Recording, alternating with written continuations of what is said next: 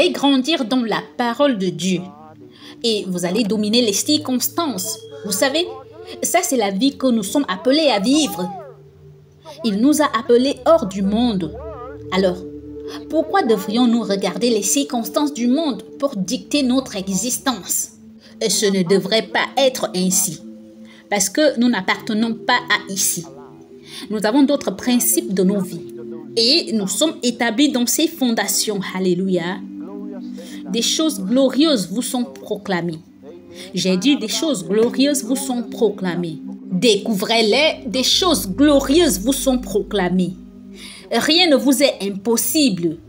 Vous pouvez être tout ce que vous choisissez d'être. Vous pouvez faire tout ce que vous décidez de faire. La capacité de Dieu est vivante dans votre esprit. Alléluia. Le plus grand est celui qui est en vous que celui qui vit dans le monde. Oui, le plus grand vit en vous. Puis-je avoir un Amen?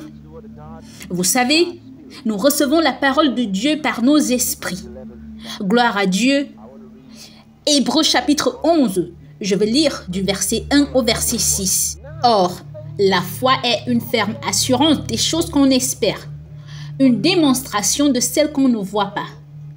Pour l'avoir possédée, les anciens ont obtenu un témoignage favorable. C'est par la foi que nous reconnaissons que le monde a été formé par la parole de Dieu, en sorte que ce qu'on voit n'a pas été fait de choses visibles. Or, sans la foi, il est impossible de lui être agréable, car il faut que celui qui s'approche de Dieu croit que Dieu existe et qu'il est le rémunérateur de ceux qui le cherchent.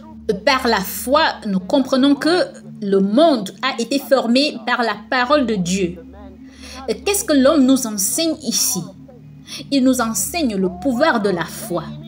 Il dit que ce monde entier est venu à l'existence par la parole de Dieu. Il a été formé par la parole de Dieu. Et l'homme ne fait pas que nous informer, il nous enseigne. Il nous enseigne sur la foi.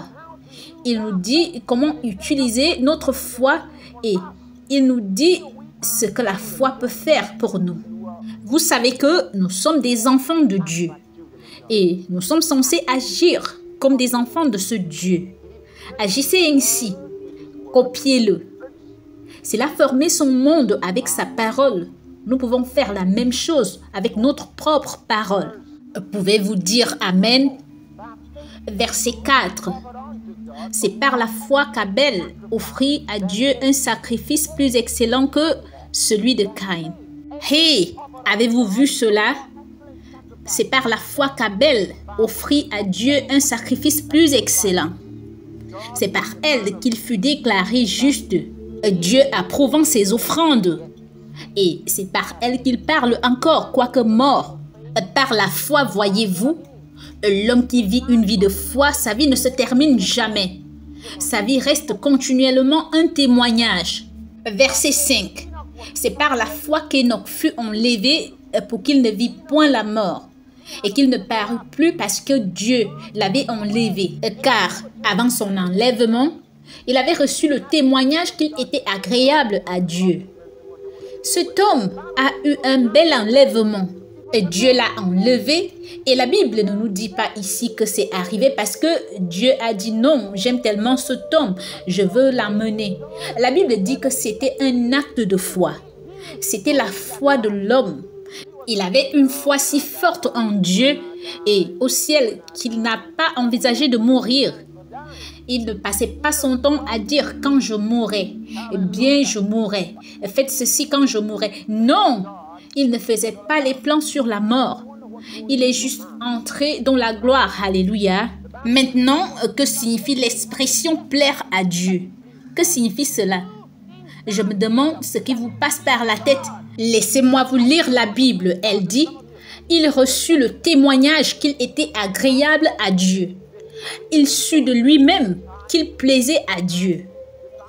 Comment allez-vous savoir que vous plaisez à Dieu? Et certains d'entre vous pensent que si vous pouvez simplement vivre une bonne vie pendant une semaine, alors vous pouvez vraiment plaire à Dieu. Vous essayez de vivre si gentiment. Vous essayez de parler si bien à tout le monde, vous savez. Vous essayez de tout faire parfaitement et c'est si difficile. Tout le monde vous félicite que vous faites de votre mieux. Alors, vous ne marchez pas sur les pieds de quelqu'un, vous le faites juste afin que cette semaine-là, vous plaisiez à Dieu. Relisons entièrement Hébreux chapitre 11, verset 5. Il dit, « C'est par la foi qu'Enoch fut enlevé pour qu'il ne vit point la mort et qu'il ne parut plus parce que Dieu l'avait enlevé. Car avant son enlèvement, il avait reçu le témoignage qu'il était agréable à Dieu. » Voyez-vous, l'Esprit de Dieu a attiré mon attention sur le fait que l'homme a témoigné qu'il était agréable à Dieu. Il était arrivé à ce point dans sa vie, il savait qu'il plaisait à Dieu par la foi. Il y avait un acte de foi, il y avait une vie de foi que l'homme vécut et déclara qu'il était agréable à Dieu par la foi. Il a découvert quelque chose que nombreux parmi nous n'avons pas découvert. Il ne dit pas qu'il avait le témoignage qu'il plaisait à Dieu. Il n'y a rien qui dit qu'il avait la confirmation. Il avait ce témoignage. Il en témoignait, il le déclarait, il le savait. Il savait qu'il plaisait à Dieu. Alléluia. Pourquoi? Parce qu'il a découvert que sans la foi. Ça, c'est le verset suivant. Regardons-le. Il dit, « Or, sans la foi, il est impossible de lui être agréable. » L'homme n'a pas regardé ses œuvres. Il a regardé sa foi. Il a regardé sa confiance en lui. Il ne s'est pas regardé. Il n'a pas regardé ce qu'il a fait. Il a regardé Dieu et sa parole et a pu témoigner. Je sais que je crois. Je crois en lui. Je lui fais confiance. C'est ce que Job a déclaré. Job a souffert et a tout perdu. Puis, il a dit, je sais en qui j'ai cru. Il dit, quand ma peau sera détruite, il se lèvera. Quand je n'aurai plus de chair, je verrai Dieu. Regardez ceci. Regardez ceci. Or, sans la foi, il est impossible de lui être agréable. Car il faut que celui qui s'approche de Dieu croit que Dieu existe et qu'il est le rémunérateur de ceux qui le cherchent. Il est le rémunérateur. Dites Amen. Maintenant, ces trois versets que vous regardez, maintenant, ces trois écritures que vous lirez dans ce même livre, ce même chapitre, vous les garderez et les utiliserez pour faire attention à vous-même.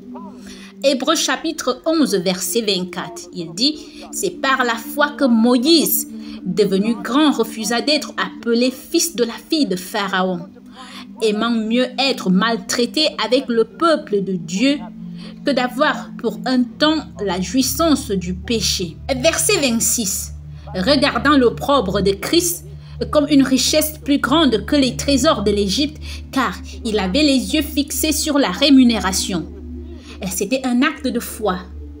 Par la foi, il a refusé d'être identifié avec le monde. Et si vous voulez vivre séparé du monde, ce sera un acte de foi de votre part. Ce n'est pas juste un sentiment. Ce n'est pas juste « bien, j'ai décidé ». Non, c'est un acte de foi. Vous le décidez. Écoutez, la foi s'exprime de deux façons. De votre parole et de vos actions. Ce que vous dites et ce que vous faites sont les deux seules façons d'exprimer la foi. Et donc, vous déclarez « Je n'appartiens pas au monde. Je ne peux pas vivre de cette façon. Je n'agirai pas de cette façon. » Ensuite, vous mettez votre vie en accord avec vos paroles. Et ça, c'est la foi. Pouvez-vous dire Amen? Numéro 2. Hébreux chapitre 11, verset 31.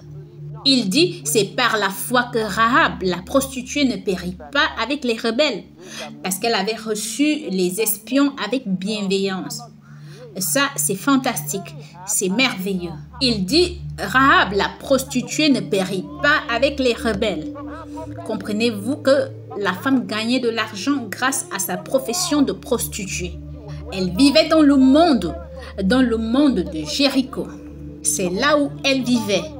Toute la ville connaissait Rahab, une prostituée professionnelle. Mais la Bible dit par la foi, ça c'est merveilleux.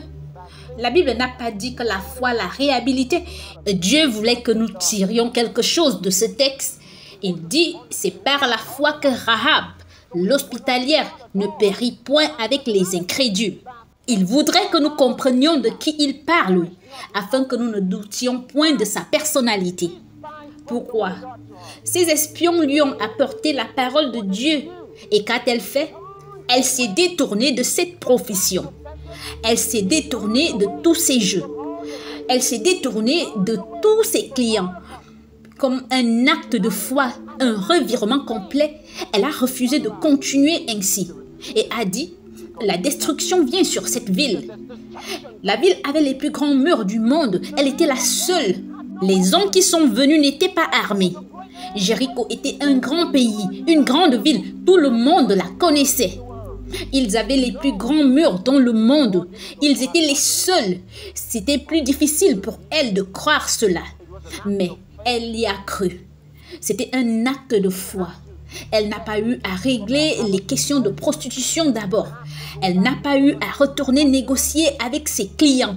Elle a juste tout abandonné et les a suivis d'abord. Elle a conclu en accord. Elle a dit, je vais vous laisser entrer et je viens avec vous. Louez le Seigneur. Je ne sais pas qui est ici ce matin et vous regardez votre vie. La Bible dit, par la foi, l'hospitalière Rahab ne périt point avec les incrédules. Regardes-tu ta vie? Penses-tu que tu es si mauvais? Ça, c'était une professionnelle connue de toute la ville de Jéricho. Pourtant, pour un acte de foi, pour avoir reçu les messagers de Dieu, elle n'a pas péri. Si vous recevez ce message aujourd'hui, vous ne périrez point. Alléluia. Arrêtez toutes ces mauvaises affaires aujourd'hui. C'est un acte de foi. Tu n'as pas à te battre. Tu n'as pas à essayer. C'est un acte de foi. La foi est une ferme assurance des choses qu'on espère. C'est-à-dire considérer comme réel quelque chose qui est loin. La Bible dit, c'est la ferme assurance des choses qu'on espère. C'est la conviction de celles qu'on ne voit pas. Vous n'avez pas ce sentiment, mais vous avez la preuve. Vous avez acheté un terrain. Vous avez les documents, mais vous ne portez pas le terrain pour dire, vous voyez le terrain que j'ai acheté. Vous avez votre document. Vous dites, regardez ceci et vous montrez aux gens. C'est la preuve d'une réalité invisible. Le terrain est réel. Ils ne le voient peut-être pas dans ce bureau, mais ils ont le document à regarder et ils le voient. Ils ont le document à regarder et ils disent, oui, vous avez ce terrain et vous comprenez de quoi je parle. Donc, c'est un acte de foi. Maintenant, vous recevez la justice. Maintenant, vous l'acceptez. L'acceptation de Dieu. Hey, vous avez compris? Vous acceptez la justification de Dieu maintenant. Ici même, sans avoir à la sentir, sans avoir à faire quoi que ce soit pour la mériter. Sans avoir à vous mettre à l'épreuve pendant une semaine, sans avoir à prouver pendant un mois.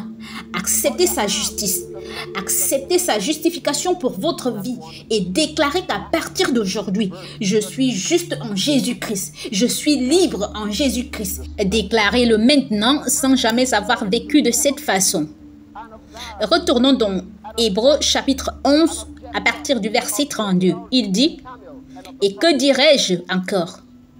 Car le temps me manquerait pour parler de Gédéon, de Barak, de Samson, de Jephthé, de David, de Samuel et des prophètes, qui par la foi vainquirent des royaumes, exercèrent la justice, obtinrent des promesses, fermèrent la gueule des lions, teignirent la puissance du feu, échappèrent aux tranchants de l'épée, guérirent de leur maladie, furent vaillants à la guerre, mirent en fuite des armées étrangères.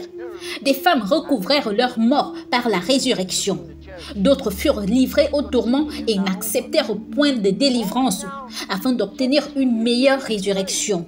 Vous voyez, lorsque vous comprenez la vie de foi, vos larmes sont terminées. Vous ne versez des larmes que quand vous priez ou alors lorsque vous adorez le Seigneur, des larmes peuvent couler de vos yeux.